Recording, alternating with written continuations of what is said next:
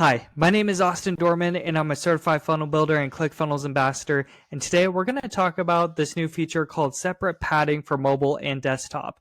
And before we start, make sure you like, comment, and subscribe to this YouTube channel. And if you don't already have a ClickFunnels account, make sure you go down to the description section to start your free trial today. And also, too, there's some really awesome resources in the description section as well, so make sure you check those out too. So this is a new feature. This was released at the time of this recording about a week ago, and this is separate padding for mobile and desktop. So if we read a little bit about it, it says fine-tune your page design with precision. We're excited to introduce separate padding options for mobile and desktop.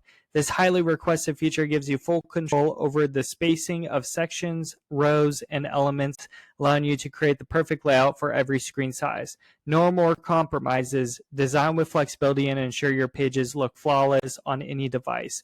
And there's some really cool benefits as well. So custom padding per device, set different padding values for mobile and desktop independently, optimize mobile experience, adjust spacing specifically for smaller screens without affecting desktop layouts, seamless desktop design, maintain a polished and structured layout for larger screens, and enhance flexibility, fine-tune your pages for the best user experience across all devices. So why don't we jump into my demo ClickFunnels account and give you a demonstration on it. Now, I'm in my demo ClickFunnels account and I'm on this example lead squeeze funnel right here.